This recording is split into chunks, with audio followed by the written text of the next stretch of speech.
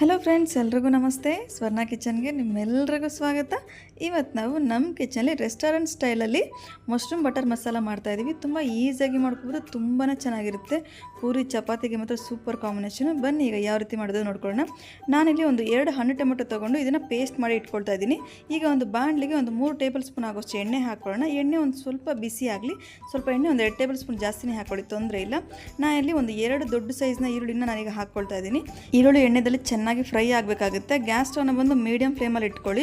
Light brown ಬರುತ್ತಲ್ಲ ಆ ರೀತಿ ಬರಬೇಕು. ಆ ರೀತಿ ಬಂದಮೇಲೆ ನಾವೀಗ ಇದನ್ನು ತೆಗೆದು ಸಪ್ರೇಟಾಗಿ ಪ್ಲೇಟಲ್ಲಿ ಹಾಕಿಟ್ಕೋಬೇಕಾಗುತ್ತೆ. ನೋಡಿ, ಈಗ ಈ ರೀತಿ ನಾವೀಗ ರೆಡಿ ಮಾಡ್ಕೊಂಡಿದ್ದೀವಿ. ಈಗ ಆನಿಯನ್ಸ್ನ ಈಗ ಇದನ್ನು ಸಪ್ರೇಟ್ ಪ್ಲೇಟಲ್ಲಿ ಹಾಕ್ಕೊಂಡು, ಹಾಗೆ ಇದೇ ಬಾಣಲೆಗೆ ನಾನೀಗ ಏನೊಂದು 250 ಗ್ರಾಮ್ಸ್ ಆಗೋಷ್ಟು ನಾನೀಗ ಮಶ್ರೂಮ್ನ ಕಟ್ ಮಾಡಿ ಇಟ್ಕೊಂಡಿದ್ದೆ. ಈಗ ಅದನ್ನು ಸಹ ಹಾಕ್ಕೊಂಡು ನಾನು ಫ್ರೈ ಮಾಡ್ಕೊಳ್ತೀನಿ. ಒಂದು 5 ನಿಮಿಷ ಮಾಡ್ಕೊಂಡ್ರೆ ಸಾಕಾಗುತ್ತೆ ಮೀಡಿಯಂ ಫ್ಲೇಮಲ್ಲಿ ಇಟ್ಕೊಂಡು. ನೋಡಿ, ಈಗ ಮಶ್ರೂಮಲ್ಲಿರೋಂಥ ನೀರೆಲ್ಲ ಬಿಟ್ಕೊಳ್ತಾ ಇದೆ.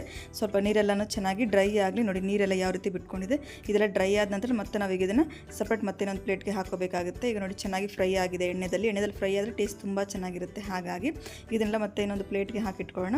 ಮತ್ತು ಪ್ಲೇಟ್ಗೆ ಹಾಕೊಂಡ ನಂತರ ಮತ್ತೆ ಇದೇ ಬಾಣಲೆದಲ್ಲೇ ನಾವು ಮಾಡ್ಕೋಬೋದು. ಈಗ ನೋಡಿ, ನನಗೆ ತಗೊಂಡಾಯಿತು. ಈಗ ನಾನೀಗ ಒಂದು 2 ಟೇಬಲ್ ಸ್ಪೂನ್ ಎಣ್ಣೆ ಹಾಕ್ಕೊಂಡು ಹಾಗೆ ಇಲ್ಲಿ ಸ್ಪೈಸಸ್ನ ಹಾಕ್ಕೊಳ್ತಾ ಇದ್ದೀನಿ. ಏಲಕ್ಕಿ, ಅದೇ ರೀತಿ ಚಕ್ಕೆ ಮತ್ತು ಬ್ಲ್ಯಾಕ್ ಪೆಪ್ಪರು ಇದನ್ನೆಲ್ಲ ಹಾಕೋಬೇಕಾಗುತ್ತೆ. 1 ಟೇಬಲ್ ಸ್ಪೂನ್ ಆಗೋಷ್ಟು ಶುಂಠಿ ಬೆಳ್ಳುಳ್ಳಿ ಪೇಸ್ಟ್ನ ಹಾಕ್ಕೊಳ್ಳೋಣ. ಈಗ ನಾವು ಟೊಮೆಟೊನ ಏನು ನಾವೀಗ ಪೇಸ್ಟ್ ಮಾಡಿ ಇಟ್ಕೊಂಡಿದ್ವಿ, ಈಗ ಇದನ್ನು ಸಹ ಹಾಕ್ಕೋಬೇಕಾಗುತ್ತೆ. ಹಾಕ್ಕೊಂಡು ಒಂದು ಸ್ವಲ್ಪ ಹಸಿ ವಾಸನೆ ಹೋಗಬೇಕು. ನಾನಿಲ್ಲಿ ಮಿಕ್ಸಿ ಜಾರಲ್ಲಿ ಒಂದು ಸ್ವಲ್ಪ ನೀರು ಹಾಕಿ ನನಗೆ ಒಂದು 4 ರಿಂದ 5 ಟೇಬಲ್ ಸ್ಪೂನ್ ಆಗೋಷ್ಟು ಹಾಕೊಂಡಿದ್ದೀನಿ. ಅಷ್ಟೇ, ಜಾಸ್ತಿ ಹಾಕ್ಕೊಂಡಿಲ್ಲ. ಇದನ್ನು ಚೆನ್ನಾಗಿ ಮಿಕ್ಸ್ ಮಾಡಿ ನಾವು ಇದಕ್ಕೆ ಕ್ಯಾಪ್ನ ಕ್ಲೋಸ್ ಮಾಡಿ ನಾವಿಲ್ಲಿ ಒಂದು 8 ರಿಂದ 10 ನಿಮಿಷ ನಾವೀಗ ಕುದಿಸ್ಕೋಬೇಕು. ಈ ಗ್ಯಾಪಲ್ಲಿ ನಾವೀಗ ಮಸಾಲ ರೆಡಿ ಮಾಡ್ಕೊಂಡು ನಾನೀಗ ಒಂದು ಅರ್ಧ ಆನಿಯನ್ ಆಗೋಷ್ಟು ಹಾಕ್ಕೊಳ್ತೀನಿ. ಫ್ರೈ ಮಾಡಿ ಇಟ್ಕೊಂಡಿದ್ವಲ್ಲ ಅದನ್ನು, ಅದ್ರ ಜೊತೆಗೆ ಒಂದು 8 ರಿಂದ 10 ಗೋಡಂಬಿನ ಒಂದು 10 ನಿಮಿಷ ಹಿಂದೆ ನಾನು ಈ ರೀತಿ ನೀರಲ್ಲಿ ನೆನೆಸಿಟ್ಟಿದ್ದೆ. ಈಗ ಇದನ್ನು ಹಾಕ್ಕೊಂಡು ಹಾಗೆ ಇದ್ರ ಜೊತೆಗೆ ಒಂದು ಚಿಕ್ಕ ಕಪ್ಪಲ್ಲಾಗೋಷ್ಟು ನಾನಿಲ್ಲಿ ಗಟ್ಟಿ ಮೊಸರನ್ನ ಹಾಕ್ಕೊಳ್ತೀನಿ. ಈಗ ಇದನ್ನು ನಾವು ಚೆನ್ನಾಗಿ ಈಗ ಫೈನ್ ಪೇಸ್ಟ್ ಇದ್ದಿದ್ದಲ್ಲ ನಾವೀಗ ರುಬ್ಕೊಂಡು ಇದನ್ನು ಸಹ ನಾವಿಲ್ಲಿ ಆ್ಯಡ್ ಮಾಡ್ಕೋಬೇಕಾಗುತ್ತೆ. ನೋಡಿ, ಈಗ ಸ್ವಲ್ಪ ಆದಷ್ಟು ಹಸಿ ವಾಸನೆ ಹೋಗಿರುತ್ತೆ. ನಾವೀಗ ಒಂದು 8 ನಿಮಿಷವರೆಗೂ ಚೆನ್ನಾಗಿ ಫ್ರೈ ಮಾಡ್ಕೊಂಡವಲ್ಲ, ಹಾಗಾಗಿ ಇದನ್ನು ಸೇರಿ ಮಿಕ್ಸ್ ಮಾಡಿಕೊಂಡು ಚೆನ್ನಾಗಿ ನಾವೀಗ ಮತ್ತಿನ್ನೊಂದು 4 ರಿಂದ 5 ನಿಮಿಷ ನಾವೀಗ ಫ್ರೈ ಮಾಡಿಕೊಂಡ್ರೆ ಸಾಕಾಗುತ್ತೆ. ನೋಡಿ, ಈಗ ಚೆನ್ನಾಗಿ ಮಿಕ್ಸ್ ಮಾಡ್ಕೋಬೇಕು. ಮಿಕ್ಸ್ ಮಾಡ್ಕೊಂಡ ನಂತರ ನಾವೀಗ ಇದ್ರ ಜೊತೆಗೆ ಅಲ್ಲಿ 1.5 ಟೇಬಲ್ ಸ್ಪೂನ್ ಆಗೋಷ್ಟು ಧನಿಯಾ ಪೌಡರ್, ಹಾಗೆ 1.5 ಟೇಬಲ್ ಸ್ಪೂನ್ ಆಗೋಷ್ಟು ಅಚ್ಚಕಾರದ ಪುಡಿ ಹಾಕ್ಕೊಂಡಿದ್ದೀನಿ. ಹಾಗೆ 1 ಟೇಬಲ್ ಸ್ಪೂನ್ ಆಗೋಷ್ಟು ಗರಂ ಮಸಾಲ ಹಾಕ್ಕೊಂಡು ಒಂದು ಅರ್ಧ ಟೇಬಲ್ ಸ್ಪೂನ್ ಆಗೋಷ್ಟು ಅರಿಶಿನ, ಹಾಗೆ ರುಚಿಗೆ ತಕ್ಕದಷ್ಟು ಉಪ್ಪನ್ನ ಹಾಕ್ಕೊಳ್ತಿದ್ದೀನಿ.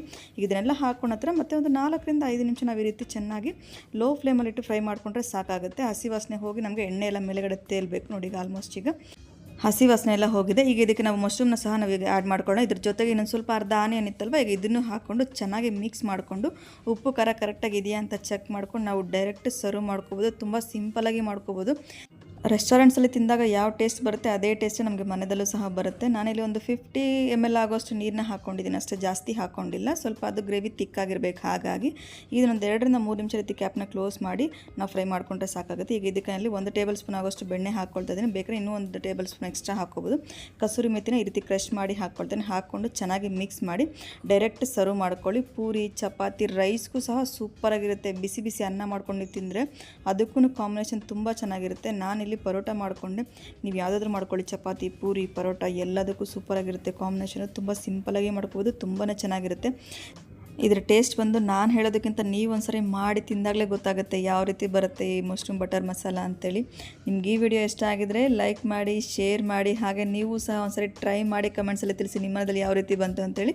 ಹಾಗೆ ನನ್ನ ಚಾನಲ್ ಸಬ್ಸ್ಕ್ರೈಬ್ ಮಾಡಿ ಮಾತ್ರ ಮರಿಬೇಡಿ. Thank you.